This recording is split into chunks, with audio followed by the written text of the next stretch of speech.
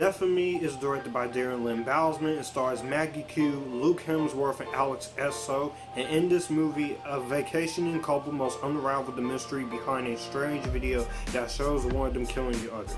Now, if you guys are new to the channel, be sure to hit the subscribe button and the notification bell to get notified when new videos and live streams are up. I also do post on my community tab a bit. And also, thank you guys so much for watching. Be sure to like this video, comment down below what you guys think of Death of Me, and also be sure to share this video. Otherwise, if you don't do any of that, or if you don't hit the notification bell, you're not going to get every single notification for every single video. So with that being said, let's get into the review.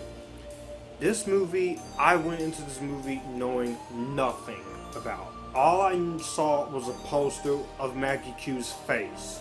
And then I looked up what this was. And then I looked up the fact it was being directed by Darren Lynn Bousman, who has directed Saw 2, 3, 4, and also Saw 5, as well as the upcoming Spiral. And he has proven to be an entertaining, decent director to watch. And also, you have Maggie Q, and also the third of the Hemsworth brothers, Luke Hemsworth, in this movie. And then I saw the trailer. And so I watched this movie. And this was one of the most boring horror films I've ever seen. From beginning to end, this movie was completely boring and lame. This movie really does not do much for me at all. So before I go into any of my criticisms, I will start off with the things I did like. One, I will say that Darren Lynn Bousman, he's an entertaining director. He knows how to get some good shots. He knows what he's doing in the direction chair. And I really love the directing in this movie. This is a very well directed movie. It's also a very well shot movie too, for the most part. With cinematography by Jose David Montero. There's some great tracking shots, some great use of camera angles, and some great close-ups and some nice color palettes. And also, I will say the score in this movie is actually not that bad. And as far as performances goes, the three main actors, but mainly Maggie Q and Luke Hemsworth, they all do the best they can. And we all know Maggie Q. Maggie Q is a great actress.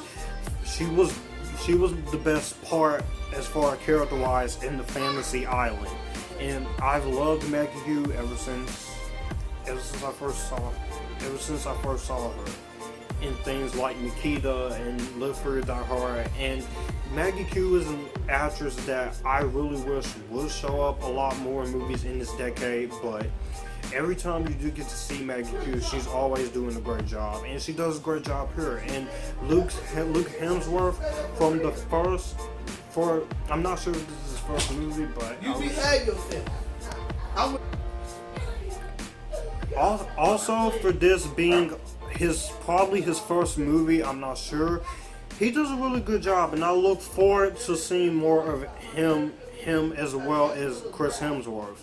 I think he's more fun to watch than Liam Hemsworth. Liam Hemsworth isn't a bad actor. It's just that Chris Hemsworth is the best of the Hemsworth brothers. But Luke does a really good job in this movie, and also I will say Alex Essoe does a nice job with the performance for the given. But the material that they are given here is very wooden. This is a very wooden, stilted, dull, lazily written screenplay that relies on the idea of the plot that I just described, that they're in this investigation of trying to figure out why one killed the other, and this could have really been interesting. But the way they chose to go at this, I don't really like the way they choose to go at certain things about it, especially the whole reveal towards the end of the movie. And this movie was only an hour and a half, like an hour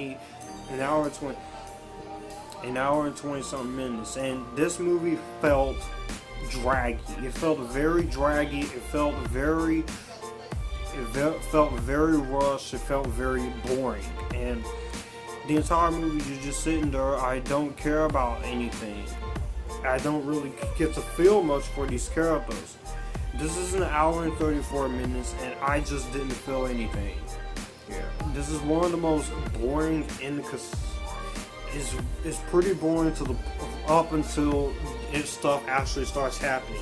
When the intense killing moments stuff start happening, I actually like those parts. But this is a horror film, and this movie, it felt pretty generic here. And like I said, the cast is not the problem. Maggie Q and Alex Essoe as Samantha, she does a good job, and Luke Hemsworth. These three main actors are doing the best they can, and they all do a great job. And I've seen Alex Essoe, and she was amazing as Wendy Torrance as Dr. Sleep, taking over the Shelley Duvall character. I will say she was great in this movie, but it's just everything else here is just, it has some decent things going for you as far as some interesting things you could have played with. It's just that when it comes to the overall results, it doesn't really get under your skin as effective. And this is an intriguing premise, but it feels pretty dull, and it feels pretty bland, and it feels pretty boring. And there are at least multiple times where I felt like I wanted to turn the movie off because nothing was happening, nothing was going on, and nothing was actually really sticking out. But it just felt like nothing really happened. I didn't care. And also, so the middle part of this movie, that's where I felt like this movie was getting good, was its middle section, because I felt like that was actually trying to go somewhere with this idea and with these characters. And speaking of the characters, despite these actors' best performances, you don't get much of them. They don't get much of them in this movie, and they just really don't care in this movie. They don't care. No one is putting the effort.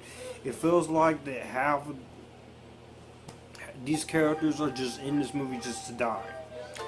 And without spoiling this movie, the ending of this movie is, besides the turning, and this is the worst ending for a horror movie.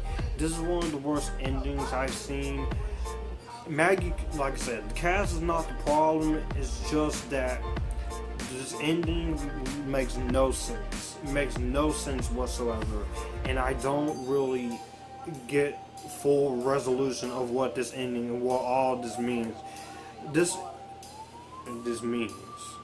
Overall, I'm gonna have to say that Death of Me, it has an interesting premise and it has some good performances going for it, but and great direction and great cinematography and an effective orchestral score going for it.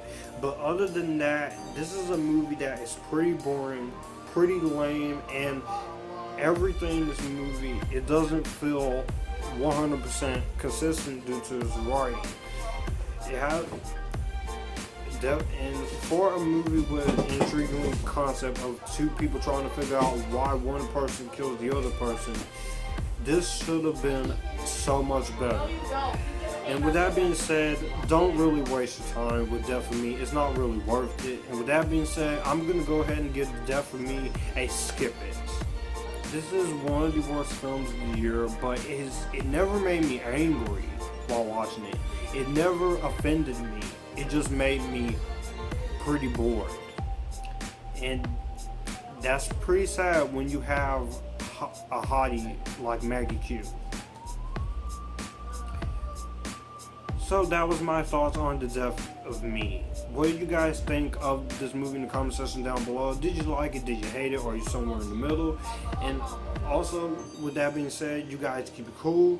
Join the Epictasticness. And if you want to send money to my channel, or you want some fan mail, you can DM me privately or email me privately down below. And I'll see you guys later.